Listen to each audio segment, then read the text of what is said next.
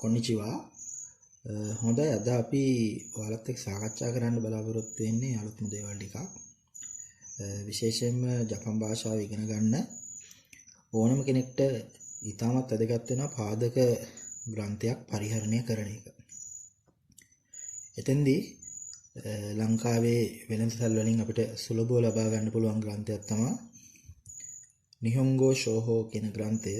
ඒ ග්‍රන්ථයේ තියෙන පාඩම් මාලාවන් ඉතාමත් ක්‍රමවත්ව ඔයාලත් එක්ක සාකච්ඡා කරන්න මම මෙතන ඉඳලා කටයුතු කරනවා. එතකොට මේ අද දවසේ අපි ආරම්භ කරන්න බලාපොරොත්තු වෙන්නේ මේ නිහොන්ගෝ ෂෝහෝ කියන ග්‍රන්ථයේ පළවෙනි පාඩම. ඒ පාඩම වදයි කියලා කියන්නේ පාඩමේ මාතෘකාවට තමයි වදයි කියලා ජපන් වලින් කියන්නේ. දැන් මේ පාඩමේ මාතෘකාව කොරේන වදයිවා වතාෂිවා නිහොන්ජින් දෙස් මම ජපන් ජාතිකයෙක් වෙමි. දැන් මේ පාඩම ස්ටඩි කරද්දී අපිට ඉතාම වැදගත් වෙනවා මේ පාඩමේ යටතේ තියෙන අමාරු වචන ටික. අතරාශී කොතබා අලුත් අමාරු වචන. මේ වචන ටික දැනගෙන ඉන්න එක ඉතාම වැදගත් වෙනවා. එතකොට මේ නිහොන්ගෝ ෂෝහෝ කියන පොත ගත්තාම මේ පොතේ හැම පාඩමකම තියෙන අමාරු වචන ටික ඒ පාඩමේ අවසානයට දාලා දෙනවා. අමාරු වචන කිව්වට මේවා ඇත්තටම අලුත් වචන. මුලින්ම ඔබ කරන්න ඕනේ මේ ග්‍රන්ථය ස්ටඩි කරන්න නැත්නම් මේ ග්‍රන්ථය පරිහරණය කරන්න කලින් මේ දීලා තියෙන වචන ටික හොඳින් මුලින්ම ඉගෙනගෙන ඉන්න ඕන. හොඳයි. අපි මේ පාඩමට යන්න කලින් පාඩම සාකච්ඡා කරන්න කලින් මේකේ තියෙන අමාරු වචන ටික මුලින්ම බලමු. හොඳයි දැන් ඔයාලට මේ බලා ගන්න පුළුවන් මේ පළවෙනි පාඩමේ වතාෂිවා නිහොන්ජින් දෙස් කියන පාඩමේ අන්තිම පිටුවේ සඳහන් වන අතරාශී කොතබා කියන කොටස. දැන් බලා ගන්න.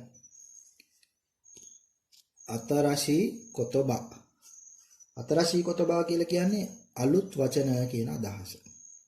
මම මේ වචන ටික ඔයාලත් එක්ක සාකච්ඡා කරනවා. ඔයාලට පුළුවන් පැන්සලකින් මේ වචන ටික තියෙන ස්ථානෙම සටහන් කරගන්න තේරුම ඒ වගේ දේවල් ටික අවශ්‍ය දේවල් සටහන් කරගන්න පුළුවන්. නිහොන්ගෝ පළවෙනි වචනේ නිහොන්ගෝ කියලා කියන්නේ ජපන් භාෂාව කියන එක. නිහොන් කියලා කියන්නේ ජපානයේ කියන එක ඔබ දන්නවා. ගෝ කියන්නේ භාෂාවට කියලා දන්නවා. දෙවෙනි වචනේ සෙන්සෙයි කියන්නේ ගුරුවරයා කියන වචනේ.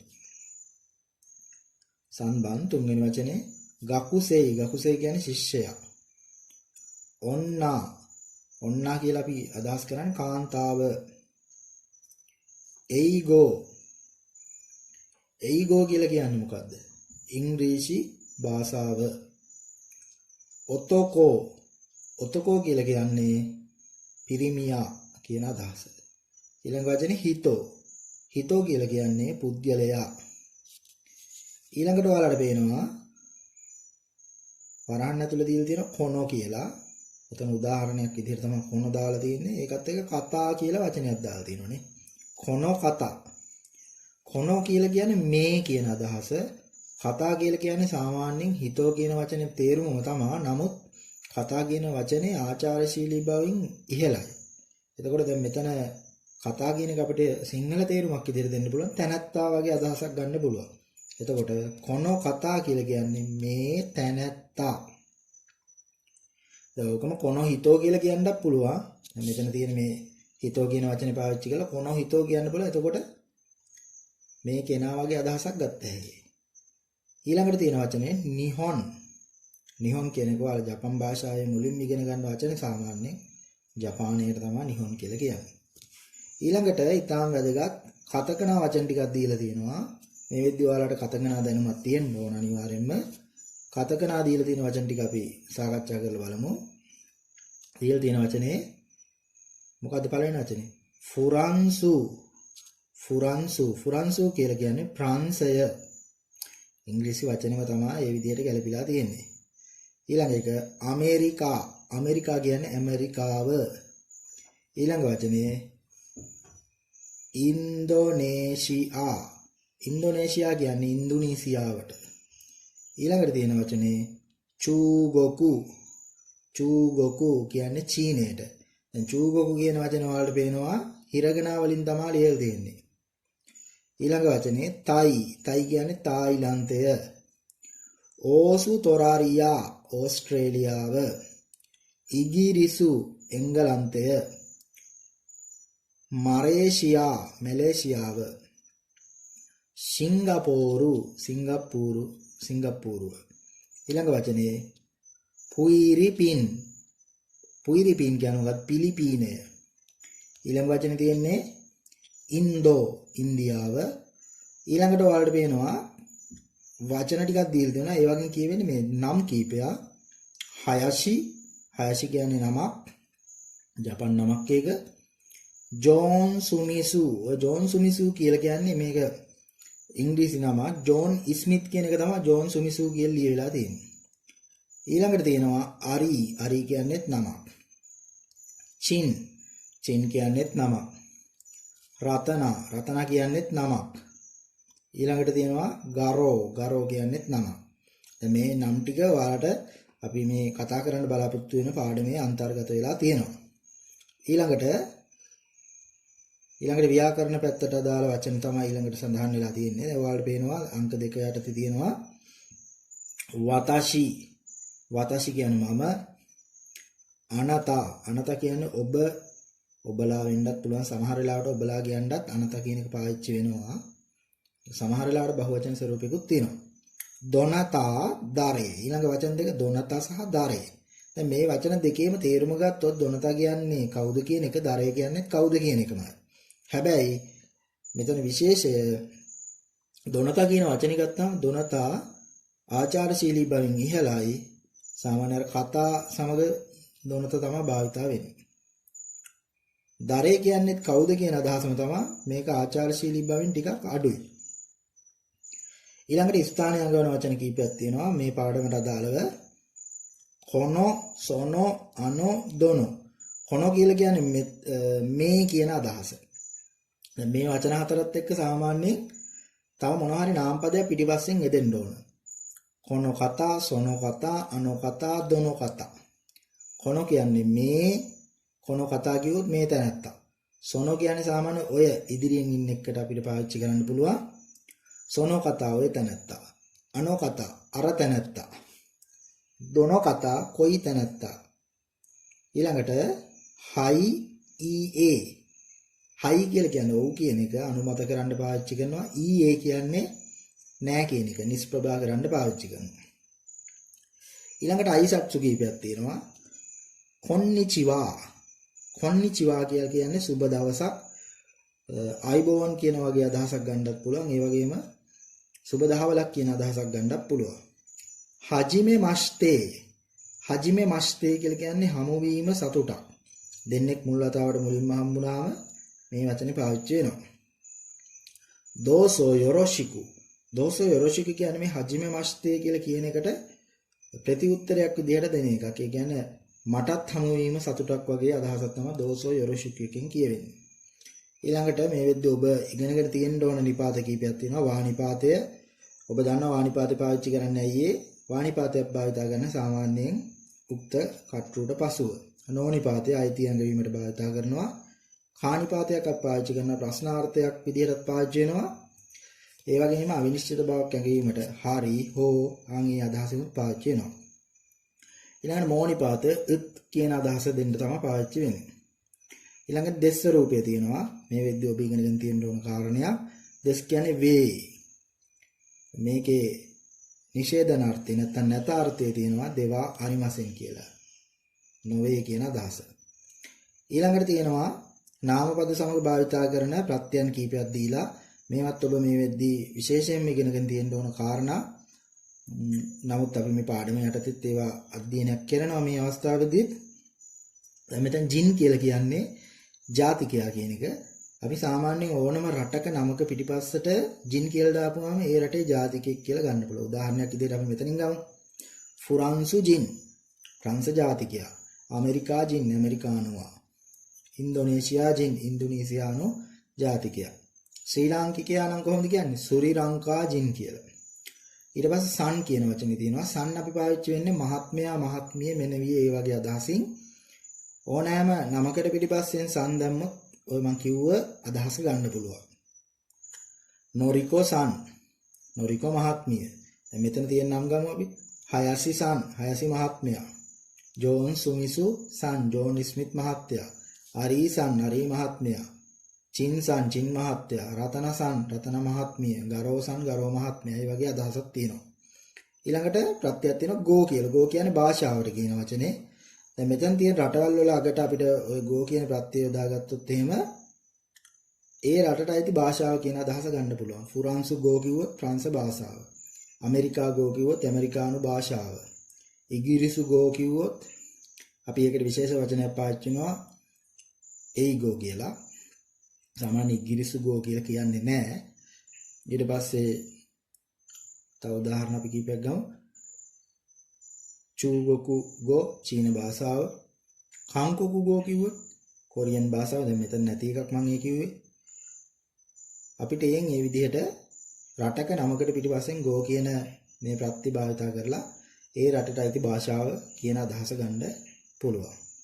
හොඳයි දැන් ඔයාලා මම හිතනවා මේ අතරසි කොටබා ටික අලුත් වචන ටික ඉගෙන ගත්තා හරියට මේවා ටික අපි භාවිතා කරලා මෙතනින් එහාට පාඩම කොහොමද කරගෙන යන්නේ කියන එක ස්ටඩි කරමු. හොඳයි එහෙනම් අපි පාඩම ආරම්භ කරමු. දැන් ඔයාලා අමාරු වචන ටිකත් දැනගෙන ඉන්න නිසා මුලින්ම තියෙන බලන්න. පාඩම කියවන ගමන් අපි සාකච්ඡා කරමු. වතාෂි වා නිහොන්ජින් දෙස්. කොරෙන් වදයිවා වතාෂි වා නිහොන්ජින් දෙස්. මම ජපන් ජාතිකයෙක් වේ. නැත්නම් වෙමි. ඊට පස්සේ තියෙනවා මොකද්ද? වතාෂි වා හයාෂි දෙස්. මම හයාෂි වෙමි. වතාෂි වා නිහොන්ජින් දෙස්. මම ජපන් ජාතිකයෙක් වෙමි. වතාෂි වා නිහොන්ගෝ නෝ සෙන්සෙයි දෙස්. මම නිහොන්ගෝ නෝ කියලා කියන්නේ මොකද්ද? ජපන් භාෂාවේ නැත්නම් ජපන් භාෂාවට අයිති ගුරුවරයෙක්. කෙටියෙන් කිව්වොත් ජපන් භාෂා ගුරුවරයෙක්. මම ජපන් භාෂා ගුරුවරයෙක්. සාමාන්‍යයෙන් මොනවා හරි භාෂාවක් හරි මොනවා හරි විෂයක් උගන්වන ගුරුවරයෙක් කියලා කියද්දී ඒ භාෂාවට නැත්නම් ඒ විෂයට පිටිපස්සේ නෝනිපාතයක් අපි භාවිතා කරනවා. මෙතන නිහොන්ගෝ නෝ සෙන්සෙයි. ඊළඟට අපි කියමු චීන භාෂා ගුරුවරයා කියලා. චූගොකු ගෝ නෝ සෙන්සෙයි. ඊළඟට අපි කියමු දෙමළ භාෂා ගුරුවරයෙක් කියලා. තමිරු ගෝ නෝ සෙන්සෙයි. ඊළඟට අපි කියමු වෙනත් විෂයක් ගණිත ගුරුවරයෙක්. සුගොකු ගෝ කියලා නෑ. ගෝ කියන්නේ භාෂාව වෙනවනේ. සුගොකු කියන්නේ ගණිතෙද. සුගොකු නෝ සෙන්සෙයි. අන්න ඒ විදිහට පාවිච්චි කරන්න පුළුවන්. ඒ වගේම තමයි ඒවා ඉගෙන ගන්න ළමයෙක්ට උනත් එහෙම පාවිච්චි කරන්න පුළුවන්. සුගොකු නෝ ගාකුසෙයි. ගණිත ශිෂ්‍යයෙක්. අන්න ඒ විදිහට. හොඳයි. ඊළඟට තියෙනවා මොකක්ද? දයිසත්සොත් තියෙන්නේ නේ. කොන්නිචිවා. කොන්නිචිවා. සුබ දවසක්. වතාෂි වා හයාෂි දෙස්.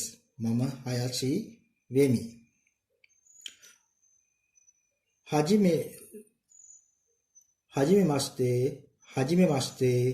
හජිමේ මස්තේ කියලා කියන්නේ මොකද්ද? හමු වීම සතුටක්. දෙන්නෙක් මුලින් හම්බුනාම අපි මේ අයිසත්සුව පාවිච්චි වෙනවා. ඊළඟට තියෙනවා මොකද්ද? වතාෂි වා ජෝන් සුමිසු දෙස්. මම ජෝන් සුමිසු වෙමි. ජෝන් සුමිසු කියන්නේ ජෝන් ස්මිත් කියන ඉංග්‍රීසි වචනේ. දෝසෝ යොරොෂිකු. දැන් අරය මොකද්ද කිව්වේ? හජිමේ මස්තේ කියලා කිව්වනේ. හජිමේ මස්තේ කියලා කියන්නේ හමු වීම සතුටක්. ඒකට ප්‍රතිඋත්තරයක් විදිහට දෝසෝ යොරොෂිකු කියලා කියනවා. මටත් හමු වීම සතුටක්. ඊළඟට මොකද්ද කියන්නේ? අනතවා ජෝන් සන්දෙස්කා. ඔයා ජෝන් මහත්මයාද? හයි වතාෂි වා ජෝන් දෙස්. ඔව් මම ජෝන් වෙමි. අනතවා ගකුසෙයි දෙස්කා. ඔයා ශිෂ්‍යයෙක්ද? හයි වතාෂි වා ගකුසෙයි දෙස්. මම ශිෂ්‍යයෙක් වෙමි. අනතවා ෆුරන්සුජින් දෙස්කා. ඔයා ප්‍රංශ ජාතිකයෙක්ද? ඊයේ වතෂි වා ෆුරන්සු ජින් දෙවා අරිමසෙන්. නෑ මම ප්‍රංශ ජාතිකයෙක් නෙවෙයි. ඇමරිකා ජින් දෙස් ඇමරිකානු ජාතිකයෙක්. හොඳයි ඊළඟට මොනවද තියෙන්නේ? කොනෝ කතාව දොනත දෙස්කා.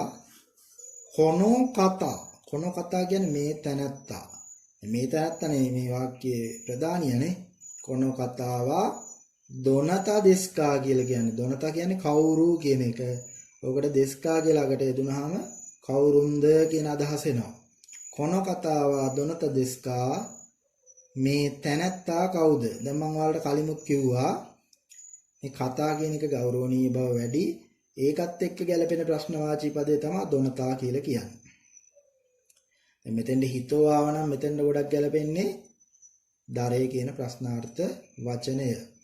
හොඳයි ඊළඟට තියෙනවා සොනෝ කතාවා ඉන්දෝනේසියානෝ මේ තැනැත්තා ඉන්දුනීසියාවේ අරිසන්දෙස් අරි මහත්මයා. සොනෝ කතාවා දොනත දෙස්කා ඔය තැනැත්තා කවුද? දැන් මෙතන උත්තරේ බලන්නකො. කොනෝ කතාවා චූගොකුනෝ චින්සන්දෙස් මේ තැනැත්තා චීනයේ චින් මහත්මයා. දැන් ඔයාලට මෙතන විශේෂයෙන් ඉගෙන ගන්න දෙයක් තියෙනවා. බලන්න. කොනෝ කතාවා කියලා ප්‍රශ්නේ අහලා තියෙනවා. මේ තැනැත්තා කවුද? කොනෝ කතා මේ තැනැත්තා කවුද? දැන් ඕකට උත්තරේ දීලා තියෙන්නේ කොහොමද? සොනෝ කතා කියලා.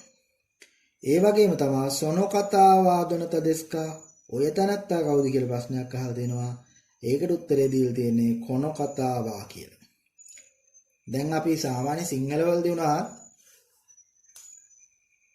මේ කවුද කියලා උත්තරයක් දුන්නාම අපි අහන්නේ තමන් ළඟ ඉන්න කෙනාට මේ කියලා අහන්නේ.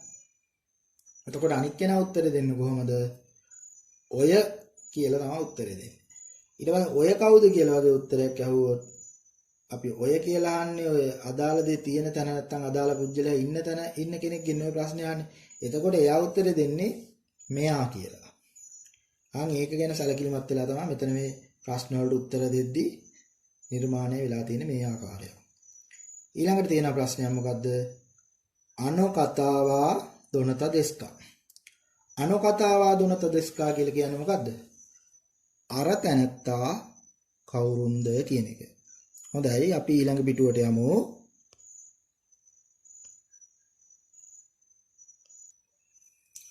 හොඳයි අපි ඊළඟ පිටුවට ගියපුවාම තියෙනවා අතන අන්තිමටම තිබ්බ ප්‍රශ්නේ උනේ අනෝ කතාවා දොනත දෙස්කා කියලා. අර තැනත්තා කවුද කියන ප්‍රශ්නේ තමයි එතන තිබ්බේ. දැන් මෙතන ඒකට උත්තරයක් විදිහට නැත්නම් ඒකට රෙස්පොන්ස් එකක් එහෙම නැත්නම් ප්‍රතිචාරයක් විදිහට තියෙනවා මොකද්ද? දොනෝ කතා දෙස්කා. දොනෝ කතා දෙස්කා. දොනෝ කතා දෙස්කා කියන්නේ මොකද්ද? කොයි තැනැත්තද? දැන් අපි කොරේ සොරේ අරේ දොරේ කියලා සාමාන්‍යයෙන් ඉගෙන ගද්දී කොරේ කියන්නේ මේක, සොරේ කියන්නේ ඕක, අරේ කියන්නේ අරක කියලා ඉගෙන ගන්නවා. දැන් ඔය වචන තුනත් එක්ක යන ප්‍රශ්නාර්ථ පදේ තමයි දොනෝ කියන එක. සාමාන්‍ය දොනෝ නෙවෙයි අපි කොරේ සොරේ අරේ දොරේ නෙවෙයි කොනෝ සොනෝ අනෝ දොනෝ. ඒ වචන හතරත් එක්ක ඒ වචන තුනත් එක්ක යද්දී ප්‍රශ්නාර්ථ වචනයක් විදිහට දෙන්නේ දොනෝ කියන එක. දැන් කොනෝ කියලා කියන්නේ මේ, සොනෝ කියලා කියන්නේ ඔය, අනෝ කියන්නේ අර. දොනෝ කියලා කියන්නේ කොයි කියන එක. හැබැයි ඔය වචන හතරත් එක්කම අගින් යෙදෙන්න ඕන නාම පද ස්වරූපයක්. කොනෝ කතා, සොනෝ කතා, අනෝ කතා, දොනෝ කතා. දැන් මෙතන ඉදිරිය තියෙන්නේ දොනෝ කතා කියන එක නේද? දොනෝ කියන්නේ කොයි, කතා කියලා කියන්නේ තැනැත්තා. කොයි තැනැත්තද වෙන්න තමයි දෙස්කා කියලා දාලා තියෙන්නේ. ඊළඟට තියෙනවා මොකක්ද තියෙන්නේ? අනෝ ඔන්නනෝ කතා දෙස්. ඒකට මොකද උත්තරේ දෙන්නේ? අර තැනැත්තා කවුද කියලා ඇහුවා, කොයි තැනැත්තද කියලා ඇහුවා. අනෝ ඔන්නනෝ කතා දෙස්. අර ගැහැණු කෙනා. ඔන්න කියන්නේ කාන්තාවට යාර නෝකයෙන් නිපාතයක් දාලා කතා කියලා දාලා තිනවා. අනෝ ඔන්නනෝ කතා දෙස්. අර ගැහැණු කෙනා. ඊළඟට තියෙනවා මොකද්ද? අනෝ කතාවා තයිනෝ තායිලන්තයේ රතන සන්දෙස් රතන මහත්මිය වේ. තායිලන්තයේ කියන තමයි තයිනෝ කියලා දාලා තියෙන්නේ. අනෝ ඔතකොනෝ කතාවා දොනතා දෙස්කා. අනෝ අර ඔතකොනෝ කතා කියලා කියන්නේ අර පිරිමි කෙනා. මෙන්න මෙතනින් තමයි යා ගැනනේ කතා කරන්නේ. ඒකෙන්ද මෙතෙන්ට වා එකක් ආවා. අනෝ ඔතකොනෝ කතාවා දොනතා දෙස්කා. අර පිරිමි කෙනා කවුද? අනෝ කතාවා අර තැනැත්තා මොකද්ද කියන්නේ? පුයිරිපින්නෝ පිලිපීනයේ ගරෝ සන්දෙස් පිලිපීනයේ ගරෝ මහතා කියලා කියනවා. ඊළඟට මොකද්ද කියන්නේ? අරිසන්වා නිහොන්ජින් දෙස්කා. අරි මහත්මයා ජපන් ජාතිකයෙක්ද? නිහොන්ජින් දෙස්කා. ඊයේ නෑ. අරිසන්වා නිහොන්ජින් දේවා අරිමසෙන්. නෑ අරි මහත්මයා ජපන් ජාතිකයෙක් නෙවෙයි. සන්වා අරිසන්වා මෙතන තියෙනවා අරි කියලා. අරිසන්වා ඉන්දෝනේෂියා ජින්දෙස්. මොකද්ද කියන්නේ? අරි මහත්මයා ජපන් ජාතිකයෙක් නෙවෙයි. අරිසන්වා අරි මහත්මයා ඉන්දෝනේෂියා ජින්දෙස් ඉන්දුනීසියානු ජාතිකයෙක්. චින්සන්වා නිහොන්ජින් දෙස්කා. චින්සන්වා නිහොන්ජින් දෙස්කා. චින් මහත්මයා ජපන් ජාතිකයෙක්ද? ඊයේ නෑ. චින්සන් මෝ මේ බලන්න මෝ එකක් තියෙනවා. චින්සන් මෝ නිහොන්ජින් දේවා අරිමසෙන්. නැහැ. චින් මහත්තයත් ජපන් ජාතිකයෙක් නෙවෙයි. දැන් උඩ එකෙත් අර කවුද මෙතන හිටියේ? අරි මහත්මයා ජපන් ජාතිකයෙක් නෙමෙයි කියලා කිව්වනේ. ඒකින්ද දැන් දෙවණියට කියන කෙනා ජපන් ජාතිකයෙක් නෙවෙයි හින්දා පළවෙනි එක්කනත් නෙවෙයි දෙවෙනි එක්කනත් නෙවෙයි හින්දා දෙවෙනි එක්කනට කියනවා චින් මහත්තයත් ජපන් ජාතිකයෙක් නෙවෙයි කියලා කියනවා. චින්සන්වා චූගොකුජින් දෙස්. චින් මහත්තයා චූගොකුජින් කෙනෙක්. ඒ කියන්නේ චීන ජාතිකයෙක් වේ. ඊළඟට මොකද කියන්නේ? රතනසන් මෝ රතන මහත්මියත් චූගොකුජින් දෙස්කා චීන ජාතිකයෙක්ද? ඊයේ නෑ. රතනසන්වා චූගොකුජින් දේවා අරිමසෙන්. නැහැ රතන මහත්මිය චීන ජාතිකයෙක් නෙවෙයි. රතනසන්වා තයිජින් දෙස්. රතන මහත්මිය තායිලන්ත ජාතිකයෙක් කියලා කියනවා. හොඳයි. ඊළඟට මොකද්ද කියන්නේ? දැන් බලන්නකෝ.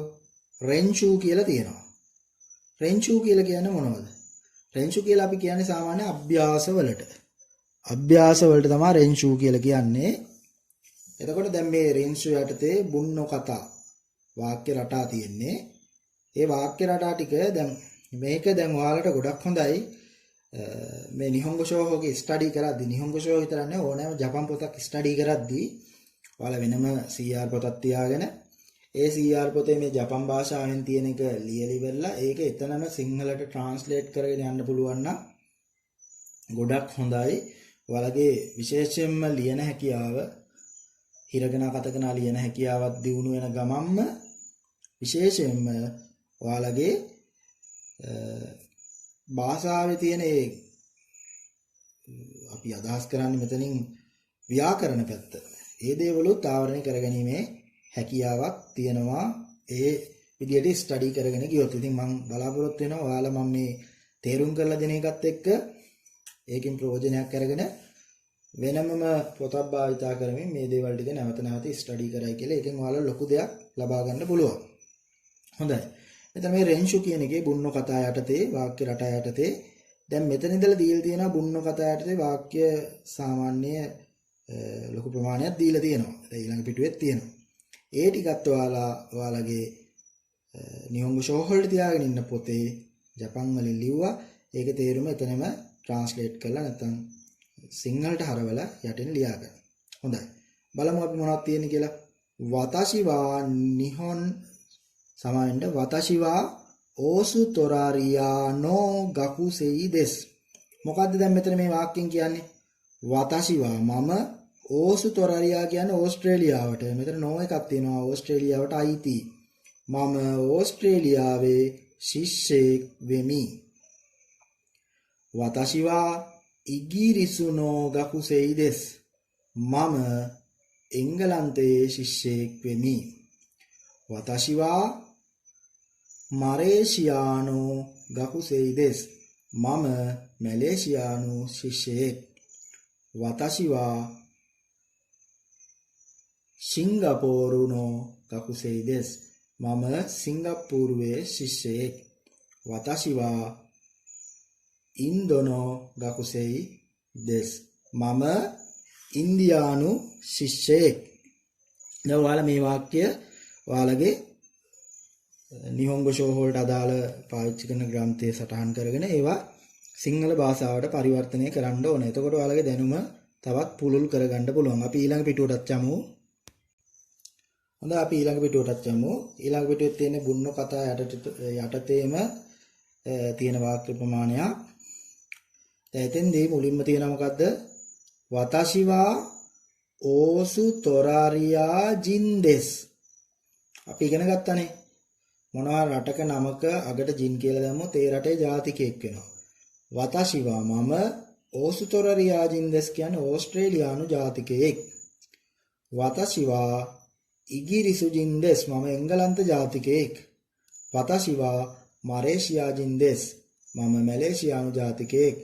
වතෂි වා සිංගප්පූරු ජින්දෙස් මම සිංගප්පූරු ජාතිකයෙක්. වතෂි වා ඉන්දෝ ජින්දෙස් මම ඉන්දියානු ජාතිකයෙක්. ඊළඟට තියෙනවා මොකද්ද? අනෝ කතාවා අර තැනැත්තා. අනෝ කතාවා චූගොකුනෝ සෙන්සෙයි දෙස්. අර තැනැත්තා චීනයි චූගොකු නෝ කියලා තියෙන්නේ නේ. චූගොකු කියන්නේ චීනය, චූගෝ කියන්නේ චීන භාෂාව.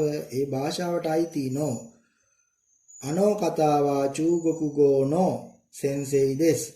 අර තැනැත්තා චීන භාෂාවේ ගුරුවරයෙක්. ඒ කියන්නේ චීන භාෂා ගුරුවරයෙක්. චීන භාෂාව උගන්වන ගුරුවරයෙක් කියලා තමයි කියන්නේ. අනෝ කතාවා තයිගොනෝ සෙන්සෙයි දෙස්. අර තැනැත්තා තායිලන්ත භාෂා ගුරුවරයෙක්. අනෝ කතාවා අර තැනැත්තා ඉන්දෝනේසියා ගෝනෝ සෙන්සෙයි දෙස්. අර තැනැත්තා ඉන්දුනීසියානු භාෂා ගුරුවරයෙක්. අනෝ කතාවා එයිගොනෝ සෙන්සෙයි දෙස්. අර තැනැත්තා ඉංග්‍රීසි භාෂා ගුරුවරයෙක්. ඔබට තේරෙනවා ඇති මොනවා හරි භාෂාවක් උගන්වන නැත්නම් මොනවා හරි විෂයක් උගන්වන ගුරුවරයෙක් කියලා කියද්දී භාෂාවට නැත්නම් විෂයට පිටිපස්සෙන් නෝනිපාතයක් භාවිතා කරලා තියෙනවා. ඊළඟට යොන්බන් හතරවෙනි අවස්ථාවට අපි යමු. හතරවෙනි අවස්ථාවේ තියෙන්නේ මොකද්ද? කොනෝ කතාවා මේ තැනත්තා දොනතා දෙස්කා. කොනෝ කතාවා දොනතා දෙස්කා. මෙතන වැදගත්. කොනෝ කතා කියලා කියන්නේ මේ තැනත්තා දොනතා දෙස්කා කියන්නේ කවුද කියන එක.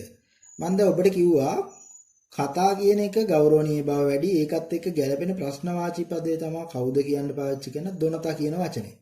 එතකොට කොනෝ කතාවා දොනතා දෙස්කා කියන්නේ මේ තැනැත්තා කවුද? ඔයකම කියන්න පුළුවන් මේ කතා වෙනුවට හිතෝ දානවා, දොනතා වෙනුවට දරේ දානවා. එතන කිසිම ගැටලුවක් නැහැ. නමුත් භාවිතා කරන අවස්ථාව ඊ타මාචාරශීලී වෙන්න ඕන නම් මේක තමයි ගැලපෙන්නේ. ඊට වැඩි ටිකක් අඩු මට්ටමේ ආචාරශීලී බවක් නම් නැත්නම් එහෙම නැත්නම් අපි භාවිතා කරන සාමාන්‍ය අවස්ථාවක නම් මේ අවස්ථාව ඊටමත් ගැලපෙනවා. කොනෝ කතාවා දොනතා දෙස්කා කොනෝ හිතෝවා දරේ දෙස්කා. දැන් මේක බලන්න. සොනෝ කතාවා දොනතා දෙස්කා ඔය තැනත්තා කවුද? සොනෝ හිතෝවා දරේ දෙස්කා ඔය පුජ්‍යලයා කවුද? අනෝ කතාවා දොනතා දෙස්කා අර තැනත්තා කවුද? අනෝ හිතෝවා දරේ දෙස්කා අර තැනත්තා අර පුජ්‍යලයා කවුද? ඊළඟට තියෙනවා මොකද්ද? මේකට ගැලපෙන උත්තරයක්. උත්තරය යන්නේ මේකත් ප්‍රශ්නාර්ථී ප්‍රශ්නයක් ආකාරයෙන්ම තමයි සකස් කරලා තියෙන්නේ. අනෝ ඔන්නනෝ කතාවා දොනතා දෙස්කා. අනෝ අර ඔන්නනෝ කියලා කියන්නේ කාන්තාවන්ට අයිති කියන අදහස. කාන්තාවනේ ඔන්න කියන්නේ ඔන්නනෝ නාම කාන්තාවන්ගේ වගේ අදහසක්. නැත්නම් කාන්තා කියන අදහස ඉන්නේ. අනෝ ඔන්නනෝ කතාවා අර කාන්තාවන්ට අයිති කෙනා නැත්නම් ගැහැණු කෙනා. අර ගැහැණු කෙනා දොනත දෙස්කා කවුද? දැන් ඕකම ලියලා තියෙනවා කොහොමද?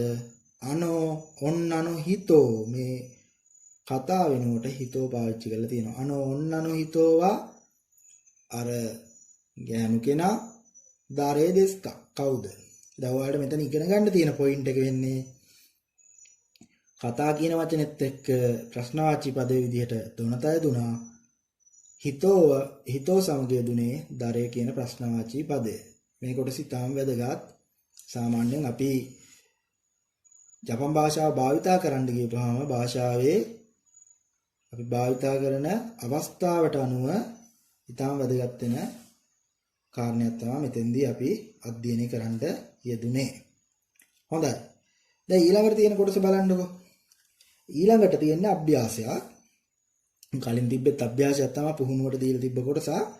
ඒ කොටසේදී තිබ්බේ ඔයාලට ජපන් වාක්‍ය සාමාන්‍යයෙන් වාක්‍ය රටා කීපයක් තිබ්බේ. ඒ වාක්‍ය රටා වලට අනුව ඒ වාක්‍ය ටික ස්ටඩි කරලා ඒවා ජපන් භාෂාවෙන් සිංහල භාෂාවට හරවලා ලියවුවා නම් ඔයාලට එතෙන්දී හොඳයි. ඊළඟට දෙවෙනි අවස්ථාවේ තියෙන්නේ දැන් ඔයාලා ඉගෙන ගත්ත නිපාත පද තියෙනවා.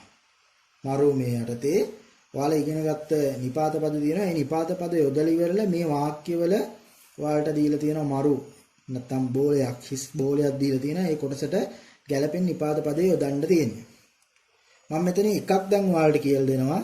ඊට පස්සේ ඔයාලා මේ දේවල් තනියෙන් අභ්‍යාස මට්ටමින් කරගෙන යන්න ඕනේ. එතකොට තමයි ඔයාලගේ දැනුම වර්ධනය වෙන්නේ. මම එකක් දෙකක් මේ අවස්ථාවේ ඩිස්කස් කරන්න සාකච්ඡා කරන්න. දැන් බලන්න මේක. අනතවා ජෝන්සන් දෙස්කා. ඔයා ජෝන් මහත්තයාද? හයි වතෂි ජෝන් දෙස්. දැන් ඔයාලා හිතලා බලන්න මෙතෙන්ට එන වැත්තේ මොකද්ද නිපාතේ? මේ වාක්‍ය සම්පූර්ණ කරන්න. වතෂි කියලා තියෙනවා ජෝන් දෙස් කියලා තියෙනවා. මම කියලා තියෙනවා ජෝන් වෙමි කියලා තියෙනවා. දැන් මේ වාක්‍යයේ කතා කරන්නේ වතෂි ගැනනේ. ඒකින්ද අනිවාර්යෙන් මෙතෙන්ට දෙන්න ඕන මොන නිපාතේද? වා කියන නිපාතේ. හයි වතෂි වා ජෝන් දෙස්. අපි තව එක උදාහරණයක් කතා කරමු බලන්න. අනතවා ගකුසේ දෙස්කා. ඔයා ශිෂ්‍යයෙක්ද? ඊයේ නෑ. වතෂි ගකුසේ දෙවාරි මසෙන් ශිෂ්‍යයෙක් නෙවෙයි. දැන් මෙතෙන්ද ගැලපෙන නිපාත පදේ මොකද්ද? වතෂි වා ගකුසේ දෙවාරි මසෙන් නෑ මම ශිෂ්‍යයෙක් නෙවෙයි කියන එක තමයි මෙතෙන්ද ගැලපෙන්නේ. ඒතකොට වානිපාතයක් තමයි ඒ ස්ථානට භාවිතා වෙන්නේ. ඔයාලා මෙතනින් එහාට මේ නිපාත යොදන්න තියෙන අභ්‍යාසය තනියම කරන්න. අපි ඊළඟ පිටුවට ගිහිල්ලා එතනින් එහාට තියෙන කාරණා මොනවද කියලා සාකච්ඡා කරලා බලමු. හොඳයි. අපි සාකච්ඡා කරලා බලමු හතරවෙනි පිටු අංකයට තියෙන කොටස් ටික. දැන් මේ කොටසෙත් ඔයාලා කලින් කරගෙන ගියපු අභ්‍යාසෙම තමයි දිගටම කරගෙන යන්න තියෙන්නේ. දැන් ඔයාලට පේනවා අංක 4 යටතේ දීලා තියෙන්නේ ස්ථාන පුරවන්ට සුදුසු නිපාත පද යොදලා මේක ඔයාලා තනියම කරගෙන යන්න ඕන කොටසක්. මේවා ගොඩක් වෙලාවට ඔයාලගේ N5 විභාගෙදී ඉතාම වැදගත් වෙනවා. මේ වගේ කොටස් වලට ඔයාලට උත්තර ලියන්න, ඒ කියන්නේ හරි උත්තර තෝරන්න තියෙන N5 විභාගෙදී නම් මේ වගේ ප්‍රශ්න තියෙනවා මීට වැඩි ටිකක් එහා ගියපු ඒවා. හැබැයි මේ වගේ දේවල් ඔයාලා තනියම කරලා මේ වගේ ප්‍රශ්නයක් කියවලා හරි උත්තරයක් මෙතෙන්ට යොදන්න පුහුණුවක් ලබා ගන්න මේක හොඳ ආරම්භයක් කියලා මම හිතනවා. ඒකින්ද මේ දේවල් අනිවාර්යයෙන්ම කරන්න ඕන. ඊළඟට තුන්වෙනි ප්‍රශ්නේ තියෙන්නේ වකුමේකේ ඔයාලට පේන පින්තූර කීපයක් දීලා තියෙනවා. දැන් මේ ප්‍රශ්නේ නම් බැලු බැලමට තියෙන විදිහට ඔයාලට ටිකක් තේරුම් ගන්න අපහසුයි. ඒකින්ද මම මේක කරන්න තියෙන දේ පැහැදිලිවම කියන්න. මෙතන දැන් වතෂි කියන්නේ ඔයානේ. තමන් කියන එකනේ මම. මේ මම කියන කෙනා කියන විදිහට මේ රතන මහත්මියගේ පිහිටීම ගැන කියන්න තමයි මෙතෙන්දි තියෙන්නේ. උදාහරණයක් දැන් බලන්න පළවෙනි අවස්ථාවේ වතෂි මෙතන ඉන්නේ, රතන ඉන්නේ එයා ළඟ. දෙවෙනි එකේ වතෂි මෙතන, රතන ඉන්නේ එයාට ඉස්සරහින්. තුන්වෙනි පින්තූරේ වතෂි මෙතන, රතන ඉන්නේ ඈතින්නේ. හොඳයි. එහෙනම් අපිට රතන මහත්මියව අඳුන්වන්න පුළුවන් මේ වතසිට කොහොමද? මේ තැනැත්තා රතන මහත්මිය වේ. ඉදිරියෙන් ඉද්දි කියන්න පුළුවන් ඔය තැනැත්තා රතන මහත්මිය වේ. ඈතින් ඉද්දි කියන්න පුළුවන් අර තැනැත්තා තැනැත්තිය කියන්නත් එකමනේ දෙන්නේ. අර තැනැත්තා හෝ තැනැත්තිය රතන මහත්මිය වේ කියලා කියන්න පුළුවන්. හොඳයි අපි බලමු කොහොමද කියන්නේ. දැන් මෙතන වතසි ඉන්නේ. වතසි ගාවෙම ඉන්නේ. එහෙනම් මේ තැනැත්තා කොනෝ කතාවා මෙතන කොනෝ කතා කියලා දැම්මම හරි. කොනෝ කතාවා රතන සන්දෙස් මේ තැනැත්තිය රතන මහත්මිය වේ. ඊළඟට ඉදිරියෙන් ඉද්දී අපි කියනවා සොනෝ කියන්නේ ඔය කියන අදහසනේ. සොනෝ කතා ඔය තැනැත්තිය සොනෝ කතාවා රතන සන්දෙස්. ඈතින් ඉද්දී අපිට කියන්න පුළුවන් අර තැනැත්තියනේ අනෝ කතාවා රතන සන්දෙස්. ඔන්න ඔය විදිහට මේ කොටස සම්පූර්ණ කරවුවා නම් නිවැරදි. හොඳයි. ඊළඟ ප්‍රශ්නේ අංක 4 ප්‍රශ්නේ ඊකයි යටතේ තියෙන ඔයාලට උදාහරණයක් දීලා තියෙනවා. ඒ උදාහරණයේ වාක්‍ය දෙකක් දීලා තියෙනවා. දැන් ඔයාලට පේනවා මුලින්ම වාක්‍යයක් දීලා තියෙනවා. ඊට පස්සේ ඊතලයක් ගහලා ඒ වාක්‍ය මොනවා හරි ක්‍රමයකට පරිවර්තනය කරලා තියෙනවා. පුංචි වෙනස්කමක් කරලා තියෙනවා.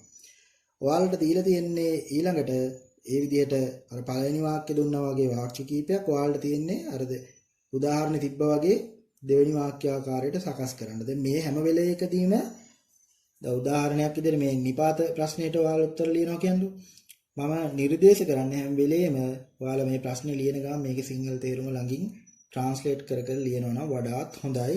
ඔයාලගේ දැනුම ගොඩාක් හොඳින් වර්ධනය වෙනවා එතකොට. දැන් මෙතන වතසිවා නිහොන්ජින් දෙස් මම ජපන් ජාතිකයෙක් වෙමි. දැන් ওই වාක්‍ය මේ උදාහරණේ රෙයි කියලා කියන උදාහරණයට මේ උදාහරණය කොහොමද හදලා තියෙන්නේ බලන්න.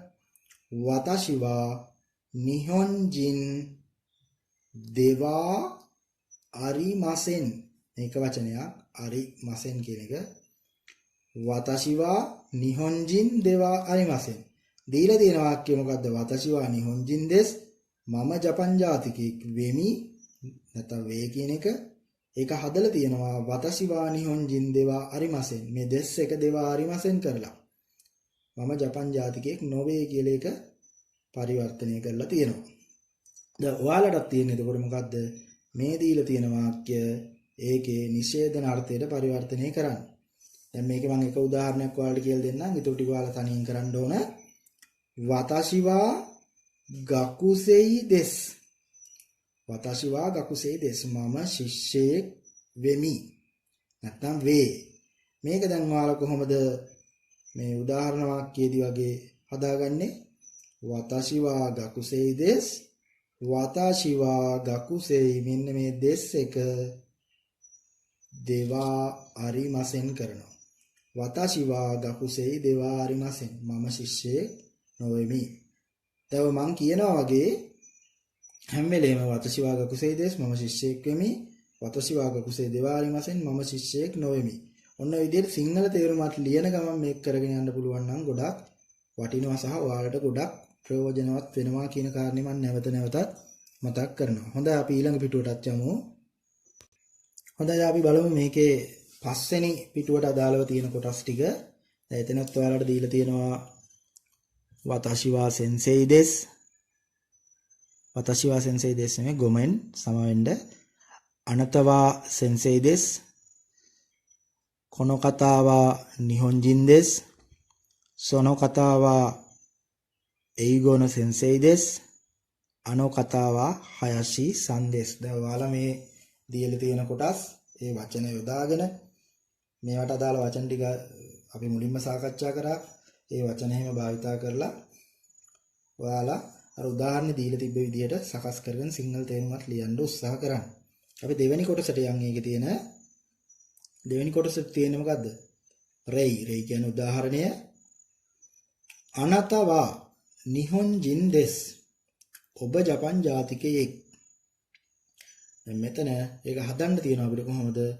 අනතවා නිහොන්ජින් දෙස්කා. දැන් ඔයාලා දන්නවා දෙස් කියන එකේ ප්‍රශ්නවාචී ස්වරූපය තමයි දෙස්කා කියන්නේ. වේ දෙස් වේද කියන්නේ අපි දෙස්කා කියලා පාවිච්චි කරනවා. එතකොට අනතවා නිහොන් ජින්දෙස් කියන්නේ ඔබ ජපන් ජාතිකයෙක් වේ. මේකේ ප්‍රශ්නවාචී ස්වරූපය නැත්නම් ඔයාලට හදන්න තියෙන්නේ කොහොමද? අනතවා නිහොන් ජින්දෙස්කා මේ දෙක තමයි වෙනස් වෙලා තියෙන්නේ. ඔබ ජපන් ජාතිකයෙක්ද? දැන් මෙතන දීලා තියෙන උදාහරණ දෙකක් විතර අපි බලමු. අනතවා ගකුසෙයි දෙස්. ඔබ ශිෂ්‍යයෙක් වේ. දැන් මේක ඔයා ප්‍රශ්නවාචී ස්වරූපයට හරවද්දි මොකද්ද වෙන්නේ? අනතවා ගකුසෙයි දෙස්කා. ඔබ ශිෂ්‍යයෙක්ද? තව එකක් අපි බලමු. මම මේකේ තියෙන ප්‍රශ්නෙනේ උදාහරණය ගන්නම්. රතන සන්වා රතන මහත්මිය ඔන්නනෝ ගකුසෙයි දෙස්. රතන මහත්මිය නැත්නම් රතන මෙනවිය කියමු අපි. මෙතන මේ ගකුසෙයි කෙනෙක් හින්දා. රතන මෙනවිය ඔන්නනෝ ගකුසෙයි දෙස්. කාන්තා ශිෂ්‍යාවක් වේ. දැන් අපි ওই ප්‍රශ්නේ අහනවා.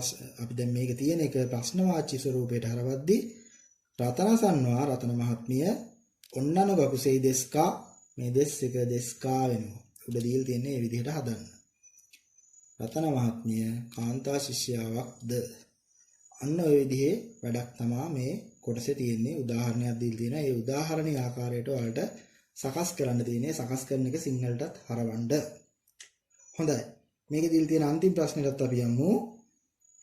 හතරවෙනි එක තොයිතෝ කොතොයේ. ඒ කියන්නේ ප්‍රශ්න වලට උත්තර ලියන්න තියෙන්නේ. මේවා ඉතාම සරලයි. පළවෙනි පාඩමේ තියෙන දේවල්. අනතවා චින්සන් දෙස්කා. අනතවා චින්සන් දෙස්කා. ඔයා චින් මහත්තයාද? හයි කියලා පටන් අරන් තියෙනවා. හයි කියලා කිව්වොත් අනිවාර්යෙන් මෙතන පොසිටිව් නැත්තම් මේ සුභවාදී උත්තරයක් ධනාත්මක උත්තරයක් තමයි මෙතන දෙන්නේ. ඔව් මම චින් මහත්තයා. ඔව් කියලා පටන් ගන්න මම චින් මහත්තයා නෙවෙයි කියන්නේ නැන්නේ. ඔව් මම චින් මහත්තයා නෙවෙයි. එහෙම කියන්නේ නැන්නේ. ඔව් මම චින් මහත්තයා වෙනවා. චින් මහත්තයා වෙමි.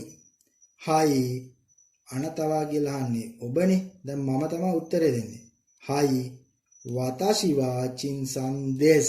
ආයි දෙස්කා කැලලක් එහෙම දාන්නේ නැහැ. මම තව එකට උත්තරේ දෙන්නම්. මෙතන අන්තිම පස්වෙනියට දීලා තියෙන එකට යන්නම් මම.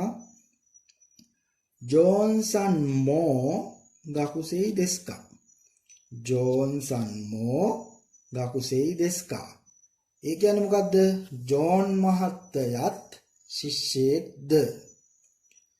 දැන් අපි සිංහලෙන් කොහොම හුවා කියලා හිතන්නකෝ. ජෝන් මහත්තයා ශිෂ්‍යයෙක්ද?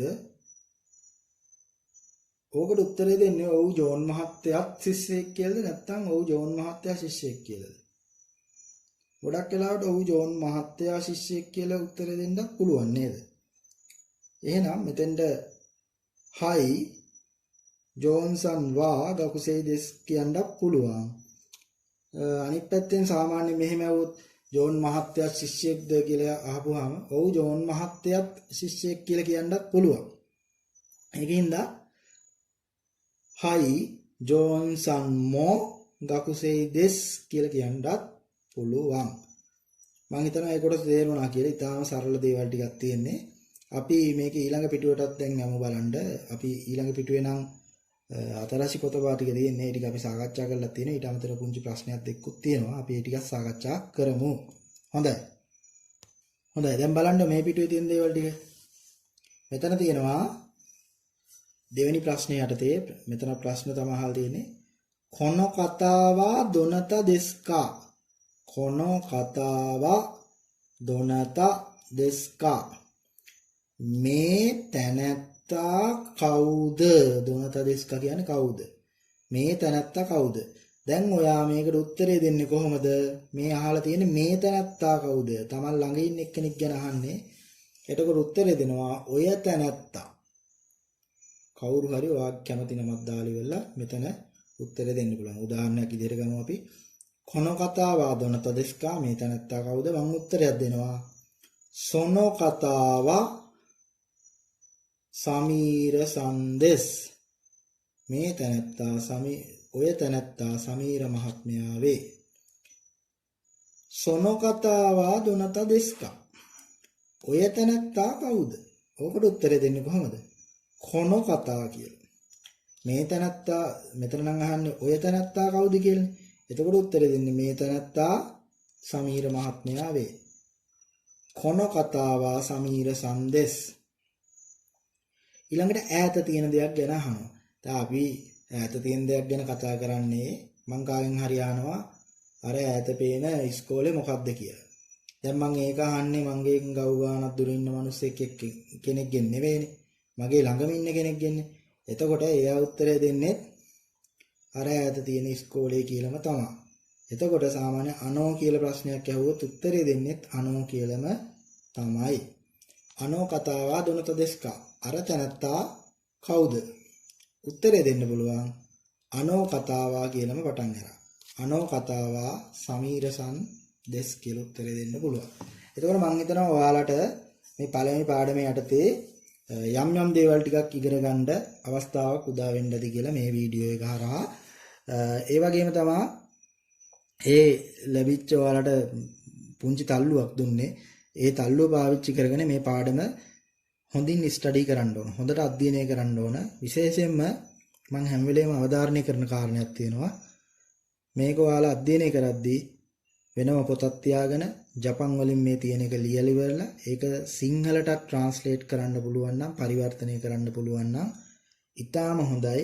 ඒකෙන් ඔයාලගේ ජපන් භාෂාවේ අංශ ගණනාවක්ම දියුණු වෙනවා. හොඳයි. එහෙනම් අපි දෙවෙනි පාඩමෙන් හමු වෙනතුරු අදට සමුගන්නවා. මතා ගම්බත්තේ කුදුසයි අරිගතෝ ගොතයිමස්පා.